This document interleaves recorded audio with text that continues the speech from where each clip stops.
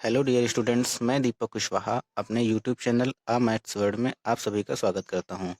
बच्चों, आज हम आपके लिए समतल चैप्टर का पार्ट 5 लेकर के आए हुए हैं, जो कि इस चैप्टर समतल का अंतिम पार्ट है। इस चैप्टर के हमने आपको 4 पार्ट्स दिए हुए हैं, जिनका लिंक डिस्क्रिप्शन में है। अगर आपने उन चारों पार्ट्स को अभी तक नहीं देखा हुआ है तो उन चारों पार्ट्स को भी ज़रूर देखें, तभी यह चैप्टर आपको पूरी तरह से सही से समझ में आएगा।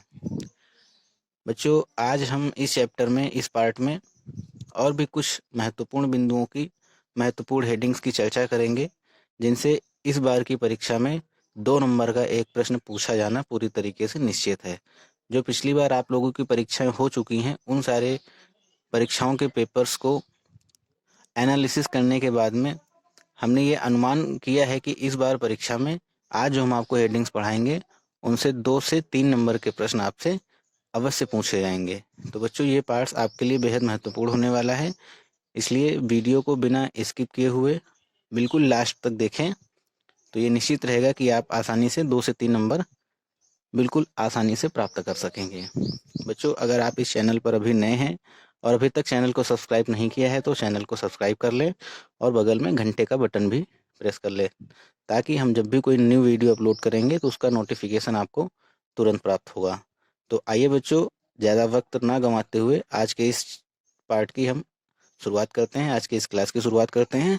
तो आइए शुरू करते हैं बच्चों।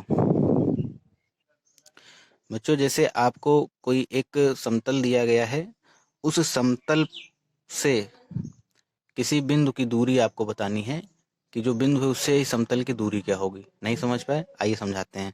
हेडिंग है आपकी, किसी बिंदु से समतल की दूरी। बच्चों, जैसे मान लो ये आपका जो बोर्ड है, जो आप देख रहे हैं, ये कोई समतल है और ये कोई एक अभिलंब है इसके ऊपर। मान लो ये अभिलंब ए बी है या पी क्यू है या क्यू पी है।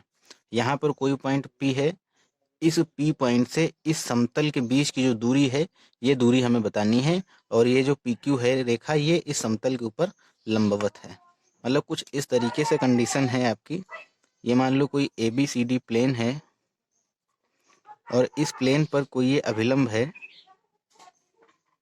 P Q. इस पी से इस समतल के बीच की दूरी के बारे में हमें बताना है। यहाँ के जो कोऑर्डिनेट दिए गए हैं बिंदु के, वो x1 है, y1 है और z1 है।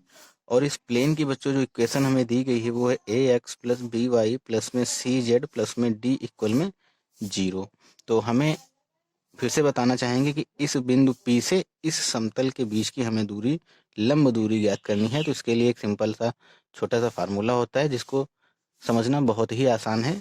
देख लीजिए, हमने लिखा हुआ है कि किसी बिंदु P से समतल ax plus B Y plus C Z plus D बराबर 0 की जो लंब दूरी है, उसका फार्मूला होता है P इक्वल टू मॉड के अंदर ax1 plus B Y one plus C Z one plus D upon में A square plus B square plus में सी स्क्वायर। अभी बच्चों, इसके ऊपर हम एक बेस्ट क्वेश्चन आपको कराएंगे, तब आपको आसानी से ये फार्मूला जो है याद हो जाएगा। बस ऊपर हमें समतल की इक्वेशन लिखनी है और नीचे एक्स वाई जेड के जो गुणांक हैं उनका स्क्वायर करना है और ऐड करना है डी को छोड़ के। मतलब सभी का नीचे रख के स्क्वायर नहीं करना रहेगा, आपको रूट निकालना नहीं रहेगा। ऊपर समतल की इक्वेशन और नीचे केवल सी तक की व्यवस्था करनी है हमें। डी को लेफ्ट कर देना है, फिर हम डिवाइड करेंगे और कुछ हमें दूरी मिलेगी। किस तरीके से मिलेगी अभी हम आपको एक क्वेश्चन कराएंगे, तब आपको समझ में आएगा। तो छोटा सा फार्मूला है, आप इसको याद कर लीजिए या समझ लीजिए। बच्चों, आपको जो हम प्रश्न दिए रहेंगे उसमें एक पॉइंट आपको जरूर दिया रहेगा, एक पॉइंट दिया रहेगा और एक समतल की इक्वेशन आपको दी रही होगी। A X plus B Y plus C Z plus D के रूप में रहेगी इक्वेशन जो आपको दी रहेगी। तो जो आपको पॉइंट्स दिए रहेंगे, उस पॉइंट्स को आपको इसी इक्वेशन में एक्स वाई जेड के प्लेस पे सेटिस्फाई कराना रहेगा। वो वैल्यू हम यहाँ पे पुट करेंगे। मान लो यहाँ पे आपको पॉइंट्स दिए गए 1 2 3 और आपको ये समतल की इक्वेशन दी गई, तो आपको यहाँ लिखना है ए और x1 के प्लेस पे 1 प्लस बी, ये वाला बी, और y1 के प्लेस पे जो आपको यहाँ पॉइंट्स दिए गए, इसी तरीके सारी वैल्यू पुट करनी है। और नीचे इन गुणांकों का ए स्क्वायर प्लस बी स्क्वायर का करके आपस में ऐड करके रूट निकालेंगे। फिर पी की वैल्यू पता चल जाएगी, पी का मान पता चल जाएगा, आपको लंबवत दूरी पता चल जाएगी। इसको लंब दूरी भी कहते हैं और लंबवत दूरी भी कहते हैं। आइए आपको हम एक प्रश्न देते हैं, तब आपको बेहद आसानी से समझ में आएगा ये। बच्चों आपको ये क्वेश्चन दिखाई दे रहा होगा। क्वेश्चन है कि बिंदु 2,3,1 से समतल 2x plus 6y minus 3z plus 16 बराबर 0 पर डाले गए लंब की लंबाई बताइए। तो बच्चों आपको पता ही है, हमने आपको बताया हुआ ही है। तो इस क्वेश्चन के माध्यम से हम आपको फिर से ये फार्मूला समझाने की कोशिश कर रहे हैं, सभी बच्चे बिल्कुल ध्यान से समझेंगे। तो बच्चों आप जानते हो कि एक बिंदु जो है, मान लो x1 y1 z1 जो है, इससे समतल ax, इस तरीके से आपको क्वेश्चन पेपर में करना रहेगा, इसलिए हम दोबारा मेहनत करके लिख रहे हैं यहाँ पर कि जो लंब दूरी है उसका फार्मूला क्या होता है, ऊपर लिखा हुआ यही फार्मूला है। कैसे लिखोगे, मॉड के अंदर ax1 plus by1 plus cz1 plus में d, और नीचे रूट के अंदर a स्क्वायर प्लस में b स्क्वायर प्लस में c स्क्वायर, इस तरीके से होता है। तो बच्चों ऊपर क्या है, ax1 है ऊपर ax1 है, इस तरीके से है। तो यानी कि ये जो वैल्यू लिखी हुई ये समतल की इक्वेशन है, उसी समतल की इक्वेशन को हमें यहाँ पे नोट कर देना है, या फिर आपको इस तरीके से लिखना रहेगा। चूंकि अब लिखिए, इसलिए बिंदु 2,3,1 से समतल 2 नंबर चाहिए बेटा, तो इस तरीके से इतनी लैंग्वेज आपको लिखनी पड़ेगी।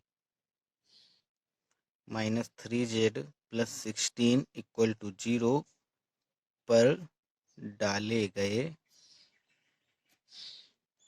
लंब की लंबाई p बराबर, अब बच्चों क्या करना है, हमें ऊपर इक्वेशन नोट करनी है जो दी गई है हमें, ये वाली, यानी कि 2x प्लस में 6y माइनस में 3z प्लस में 16। अच्छा, जब आप ये बात यहाँ पे लिख लेंगे तब बच्चों आपको इस तरीके से नहीं लिखना रहेगा, तब हम सेटिस्फाई कराते हुए लिखेंगे। p बराबर में क्या हो जाएगा 2, और x के प्लेस पे क्या रखेंगे 2, प्लस 6 y के प्लेस पे क्या रखेंगे 3, माइनस 3 z के प्लेस पे क्या रखेंगे 1, और प्लस में 16, और नीचे क्या हो जाएगा, रूट के अंदर a square plus B square plus C square. A B C की वैल्यू ये दी हुई है, यानी कि 2 का स्क्वायर 4, 6 का स्क्वायर 36, और 3 का स्क्वायर 9, 9 प्लस 4 13, 13 प्लस 36 49, यानी कि नीचे वैल्यू जो आएगी बच्चों वो 7 आएगी। बच्चों मॉड इसलिए लगाते हैं कि जो दूरी होती है वो ऋणात्मक नहीं होती है, और नीचे रूट को जब आप सॉल्व करेंगे तो उसकी वैल्यू आती है प्लस माइनस, तो हमें सिर्फ प्लस रखना है, माइनस को लेफ्ट कर देना है। लेफ्ट के मॉड के अंदर से कोई भी वैल्यू आप बाहर निकालेंगे तो धनात्मक ही निकलती है। इसके बारे में हम आपको किसी दिन डिटेल से समझाएंगे।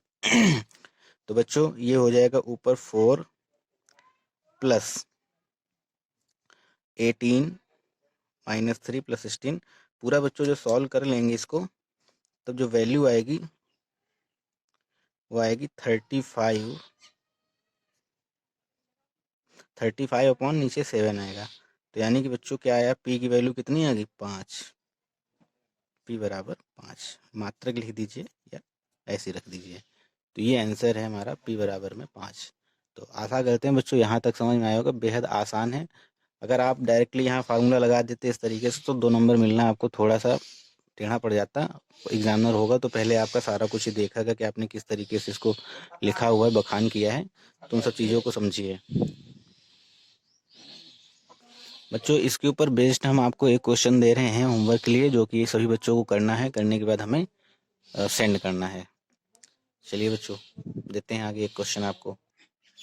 बच्चों क्वेश्चन दिया गया है जो कि आपको स्वयं से करना रहेगा। अब क्वेश्चन है कि बिंदु 3,0,2 से समतल 3x plus 4y minus 12z minus 11 equal to 0 पर डाले गए लंब की लंबाई ज्ञात कीजिए। एंड सेकंड क्वेश्चन है बिंदु 2,5,7 से समतल 2x minus Y plus Z plus 3 equal to 0 plus डाले गए लंब की लंबाई ज्ञात कीजिए। तो ये 2 क्वेश्चंस हैं, और भी आगे जो हेडिंग्स हम आपको देंगे उन पर भी आधारित हम आपको 2-3 क्वेश्चन देंगे। तो इन सभी क्वेश्चन को सॉल्व करके इनका जो सॉल्यूशन है बच्चों वो आपको या तो व्हाट्सएप पे सेंड करना है, या जो स्क्रीन पर आपको मेल आईडी दिख रही है इस मेल पर आपको मेल सेंड करना है। आइए बच्चों शुरुआत करते हैं एक और महत्वपूर्ण हेडिंग्स की। वो लास्ट हेडिंग है आपके इस चैप्टर की, जिससे भी प्रश्न हो सकता है कि पूछ लिया जाए, या तो इससे या फिर एक आगे जो हम आपको हेडिंग बताने वाले हैं उससे। इन दोनों में से 2 नंबर का एक प्रश्न इस बार की परीक्षा में पूछा जाना बिल्कुल ही निश्चित है। तो सभी बच्चे बिल्कुल ध्यान से समझें और वीडियो के लास्ट तक बने रहें। तो आइए बच्चों शुरू करते हैं।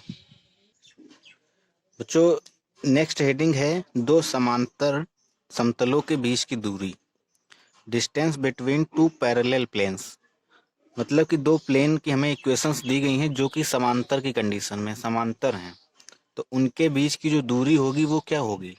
तो बच्चों जो समांतर समतल होते हैं उनके बारे में हमने आपको डिटेल से पार्ट 2 में बताया हुआ है। अगर आपने वो वीडियो नहीं देखा है तो उसका लिंक डिस्क्रिप्शन में है, आप उस वीडियो को जरूर देखें। जो बच्चों जो समांतर समतल होते हैं उस उनके एक्स वाई जेड के जो गुणांक होते हैं वो इक्वल होते हैं। बस D1 D2 की वैल्यू चेंज होती है, बाकी जो एक्स वाई जेड के गुणांक रहेंगे, ए बी सी की जो वैल्यू रहेगी वो बच्चों इक्वल रहेगी। जैसे कि दो समांतर समतल आपको दिए गए हैं, A X plus B Y plus C Z और D1 बराबर में 0, और दूसरा है A X plus B Y plus C Z plus D2 बराबर में 0। यानी कि जो सी तक की व्यवस्था है आपकी, जेड तक की व्यवस्था जो है वो सेम रहेगी दोनों इक्वेशंस में। तो वो इक्वेशन जो होते हैं वो समांतर इक्वेशन कहलाते हैं समतल के। ठीक है, तो इसका फार्मूला होता है P equal to D1 minus D2, या D2 माइनस D1 कुछ भी कर सकते हैं आप, क्योंकि ऊपर मॉड लगा हुआ है इसलिए वैल्यू हमेशा बाहर पॉजिटिव निकल के आएगी। और अपॉन में नीचे क्या है, रूट के अंदर A square plus B square plus में सी स्क्वायर। ठीक है, तो एक क्वेश्चन आपको कराते हैं, बेहद आसान सा है, कुछ भी आपको इसमें रटने की जरूरत नहीं है। बस ऊपर इनके जो D1 D2 है उनको आपस में घटा देना है, और नीचे बस वही जो करते हैं अभी तक आप, रूट के अंदर A square plus B square plus C square plus divide कर देना। सिंपल सा फार्मूला है और सिंपल सा इसका क्वेश्चन होता है। ये क्वेश्चन कराते हैं आपको। मान लो ये आपको क्वेश्चन दिया हुआ है, समतलों 2x plus 3y minus 6z plus 18 बराबर में 0 और 3x plus 3y minus 6z minus 24 बराबर में 0। तो देखने से बच्चों पता चल रहा है कि यहाँ पर जो z तक की व्यवस्था है दोनों में इक्वल है, यानी कि ए बी सी के गुणांक देखो दोनों इक्वल दिखाई दे रहे हैं आपको। जो D1 D2 वही चेंज है, यानी कि पता चल रहा है कि जो समतल हैं समांतर हैं। तो इनके बीच की जो दूरी का फार्मूला ऊपर लिखा हुआ है, तो आप नीचे क्या लिखेंगे, लिखने का तरीका आपका क्या रहेगा, लिखने का तरीका कुछ इस तरीके से रखेंगे कि चूंकि दो समांतर समतलों A X plus B Y plus C Z plus D1 तथा A X plus B Y plus C Z plus D2 के बीच की जो दूरी होती है वो ये होती है, इसलिए समतलों ये और ये के बीच की दूरी P बराबर। फिर ये आप फार्मूला नोट करेंगे, फिर लिखेंगे P। बच्चों D1 क्या है, यहाँ पे 18 है, और दोनों की आप चाहो तो वो तुलना करा लो, किस समीकरण से, इस वाली इक्वेशन से। फिर आपका थोड़ा सा क्वेश्चन और लेंदी हो जाएगा, तो 2 नंबर बिल्कुल आसानी से मिलेंगे, बिल्कुल बिना कटौती के। तो D1 यानी कि 18 माइनस D2 माइनस का माइनस प्लस हो जाएगा 24, और नीचे अपॉन में क्या हो जाएगा, ए स्क्वायर बी स्क्वायर सी स्क्वायर। ए की वैल्यू क्या है, 2 का स्क्वायर 4, 3 का स्क्वायर 9 और 6 का स्क्वायर 36। तो ऊपर बच्चों क्या हो जाएगा 42, और नीचे क्या हो जाएगा वही 49, 49 का मतलब 7 यानी कि 6। ये बच्चों आंसर, बेहद आसान सा इसका क्वेश्चन रहता है, सॉल्व करना भी बहुत आसान रहता है। बस 2 फार्मूले हैं, जो पहले हमने बताया वो उसके लिए था, एक बिंदु से समतल पर डाले गए लंब की दूरी के लिए, और ये बच्चों दो समांतर समतलों के बीच की दूरी का फार्मूला है। आसानी से आप इसको समझ सकते हैं, और इस तरीके से क्वेश्चन आपसे परीक्षा में पूछे जाते हैं। एक क्वेश्चन हम आपको होमवर्क के लिए दे रहे हैं, इसके ऊपर आधारित वो आपको करके हमें सेंड करना रहेगा। मान लो बच्चों आपको क्वेश्चन दिया गया है, समतलों 3x plus 2y plus 6z plus 20 बराबर में 0 और 3x plus 2y plus 6z plus में 29 इक्वल में 0 के बीच की दूरी ज्ञात करनी है। तो बस आपको इस फार्मूले में रख के सॉल्व करके हमें आंसर बताना है। क्या आंसर आएगा, छोटा सा आंसर है, आप इसका आंसर कमेंट बॉक्स में भी हमें बता सकते हैं। ठीक है, तो आइए बच्चों आगे एक दो और महत्वपूर्ण हम क्वेश्चन आपको कराते हैं, जो कि पिछली बार परीक्षाओं में पूछे जा चुके हैं और 5 नंबर में आने की उनकी संभावना भी है। तो बिल्कुल लास्ट तक वीडियो के बने रहेंगे। चलिए कराते हैं बच्चों। बच्चों एक ये टाइप आपका छूटा जा रहा था, और यह भी बेहद इम्पोर्टेंट टाइप है आपका। हमें कोई 4 बिंदु दिए रहते हैं और कहा जाता है कि अगर समतली हो तो लैम्डा का मान ज्ञात कीजिए। किसी एक बिंदु में लैम्डा इंक्लूड रहता है, और बोल दिया जाता है कि भाई ये समतली हैं, हमें लैम्डा की वैल्यू बतानी है। तो इसी तरीके से कुछ एक आपको ये प्रश्न दिया गया है, कह रहा है कि यदि बिंदु 4 बिंदु दिए गए हैं, पहला है -1, 4, -3, दूसरा है 3, 2, -5, तीसरा है -3, लैम्डा, -5, चौथा है -3, 2, 1। अगर समतलीय हों तो लैम्डा का मान ज्ञात कीजिए। बच्चों, अगर ये चारों बिंदु समतलीय होंगे तब ये चारों बिंदु जो हैं समतल की इक्वेशंस को सेटिस्फाई करेंगे। कहने का मतलब जब समतल का इक्वेशन रहेगा वो इन चारों बिंदुओं से हो करके जाएगा, इन चारों बिंदुओं को सेटिस्फाई करेगा। यही परिभाषा है समतलीय होने की। तो आइए बच्चों, कैसे करेंगे, बने रहिएगा साथ में। बच्चों, जो हमने आपको बताया हुआ है उस बात को आप नोट डाल के लिख लीजिए कि किसी समतल के चारों बिंदुओं के समतलीय होने का अर्थ है कि दिए गए चारों बिंदुओं से होकर के ही समतल का समीकरण जाता है। चारों बिंदुओं से होकर समतल का समीकरण जाता है, ठीक है। अर्थात चारों बिंदु समतल की समीकरण को संतुष्ट करेंगे। ये बात आप नोट करके लिख लीजिए। तो बच्चों, अब हम आपको इस क्वेश्चन को हल करने की या सॉल्व करने की रूपरेखा पूरी बता दे रहे हैं कि हमें करना क्या रहेगा, हमारा लक्ष्य क्या है। देखो बच्चों, सबसे पहले हम 3 बिंदुओं से होकर के जाने वाले समतल का समीकरण निकालेंगे। समतल का जो समीकरण निकल के आएगा उसमें हम कोई एक बिंदु सेटिस्फाई करा देंगे और मान लो हमारी इक्वेशन बन के आई कुछ इस तरीके से। मान लो हमारी इक्वेशन बन के आती है, मान लो इस तरीके से बन के आई लास्ट, मान लो x + y + z बराबर में 0, या आपकी प्लेन की इक्वेशन बन के आई। तो लास्ट वाले कोई भी बिंदु, मान लो हम 1, 2, 3 इन बिंदुओं से होकर के जाने वाले समतल का समीकरण निकाल लेंगे। निकालने के बाद मान लो हमें ये इक्वेशन मिल गई 3 बिंदुओं से होकर जाने वाले समतल के समीकरण की। फिर उसमें हम चौथा पॉइंट जिसमें लैम्डा दिया गया है उसको हम इसमें पुट कर देंगे, और वैल्यू जब बच्चों हम पुट करेंगे तो पुट करने के बाद में मान लो x के प्लेस पे आप रखोगे 3, y के प्लेस पे रखोगे लैम्डा और z के प्लेस पे रखोगे -5, सॉल्व कर लोगे। जो वैल्यू यहाँ से लैम्डा की निकल जाएगी वही हमारा आंसर रहेगा। कहने का मतलब आप समझ पाए होंगे कि हमें 3 बिंदुओं से होकर के जाने वाले समतल का पहले समीकरण निकालना है। निकालने के बाद में लैम्डा जिस बिंदु में है, पॉइंट में है, उस वाले बिंदु को उठा के उसी इक्वेशन में सेटिस्फाई करके हमें लैम्डा की वैल्यू निकाल लेनी है। कोई भी आप 3 पॉइंट ले सकते हैं, इनको इनको इनको ले सकते हैं। तो अब अच्छा, हाँ, ये कह रहे हैं जो 3 बिंदु से होकर के जाने वाले समतल का बच्चों समीकरण निकालना है, उसके हमने आपको 2 तरीके बताए थे। एक आपको सारणिक के रूप में हमने आपको एक फार्मूला बताया था कुछ इस तरीके से, x - x1, y - y1, z - z1, इस तरीके से एक फार्मूला था। या तो आप इससे वैल्यू निकाल लीजिए, या एक बिंदु से होकर के जाने वाले समतल का समीकरण निकालिए और फिर 2 बिंदु से उनको सेटिस्फाई उसमें कराइए। वज्र गुणनखंड विधि से ए बी सी के वैल्यू निकालिए। निकालने के बाद पहली वाली इक्वेशन में रख दीजिए। वहाँ से अब आप दोनों तरीके हमने आपको बताए हुए हैं, तो अब आप जो सही तरीका समझते हैं आप उससे लगा सकते हैं। चलिए, मान लो हम आपका, बहुत सारे बच्चे कह रहे थे सर हमें वज्र गुणनखंड विधि समझ में नहीं आई है, तो इस वाले मेथड से आप करने की कोशिश कीजिएगा और वज्र गुणनखंड वाली विधि से हम आपको समझा दे रहे हैं। वीडियो के लास्ट तक बने रहेंगे और आप पहले अपने आप कोशिश करेंगे सॉल्व करने की, फिर हमारा ये देखेंगे इस कि हमने कैसे सॉल्व किया, और आप मैच करेंगे अपने स्टेप्स को कि आपने सही स्टेप से किया है कि नहीं किया है। तो बच्चों, एक बिंदु से होकर के जाने वाले समतल का हमने समीकरण का क्या फार्मूला आपको बताया था, वो होता है formula x - x1 a x - x1 plus b y - y1 plus c z - z1 equal में 0। तो इस तरीके से आप पहले वाले बिंदु से होकर के जाने वाले समतल का समीकरण लिखेंगे। तो बच्चों, बिंदु ये हमने मान लो पहला पॉइंट ले लिया, -1, 4, 3 से जाने वाले समतल का समीकरण। तो बताइए बच्चों, एक बिंदु यानी कि इससे होकर जाने वाले समतल का समीकरण क्या होगा। आप इस तरीके से लिखेंगे,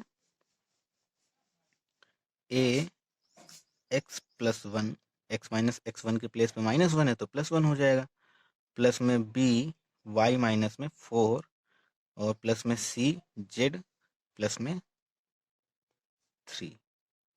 ये बच्चों माइनस दिया हुआ है तो +3 हो जाएगा इक्वल में 0। इक्वेशन नंबर हमने फर्स्ट मान ली। अब ये जो ऊपर वाली इक्वेशन है ये और भी कई सारे बिंदुओं से होकर के जाती है, तो मान लो इनसे और इनसे होकर के जाती है। तो अब आप क्या लिखेंगे, सिंस यह 3, 2, -5 एंड -3, 2, 1 से भी होकर जाता है।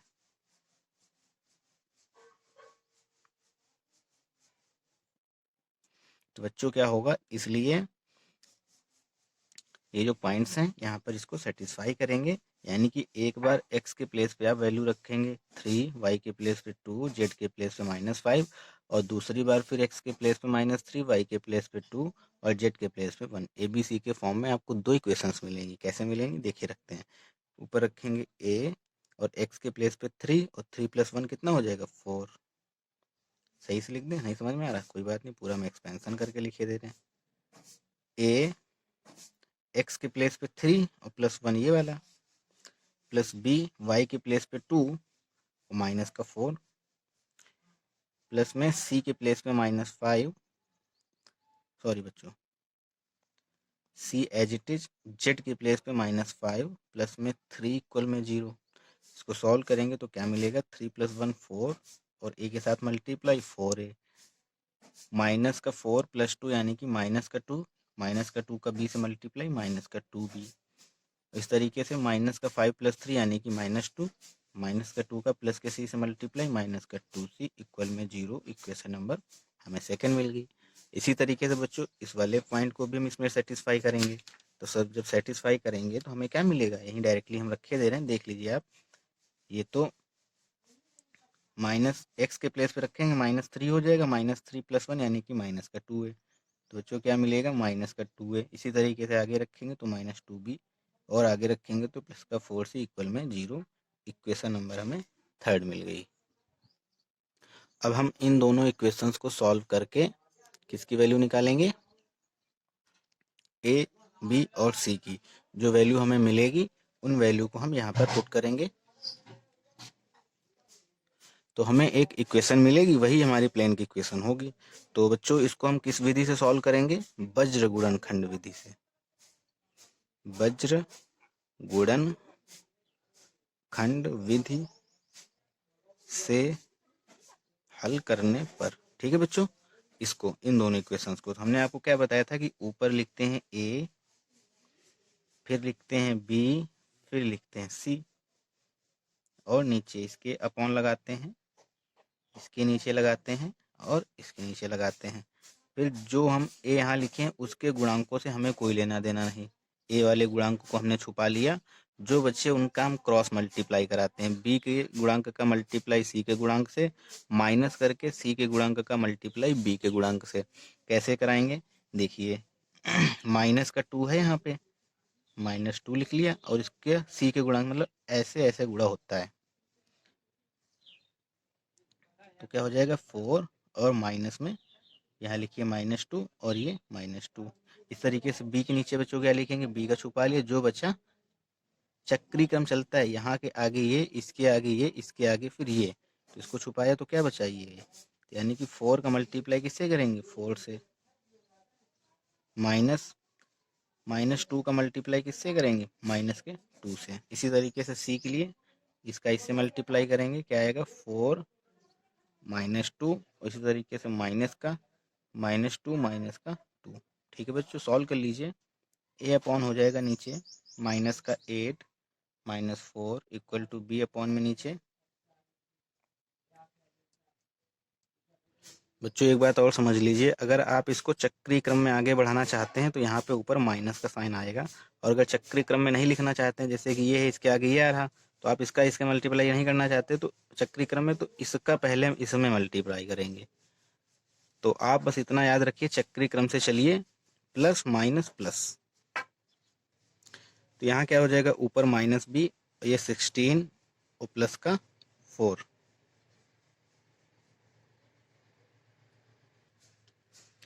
प्लस का 4 नहीं माइनस का 4, और बराबर में c अपॉन -8 और -4।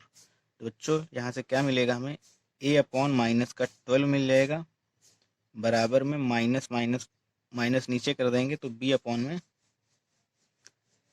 माइनस का यहाँ भी 12 हो जाएगा, और वहाँ पर c अपॉन माइनस का यहाँ भी क्या हो जाएगा 12 हो जाएगा। ये सब कुछ मान लिया कि हमें के बराबर दिया गया, इस सारा कुछ हमने के बराबर मान लिया।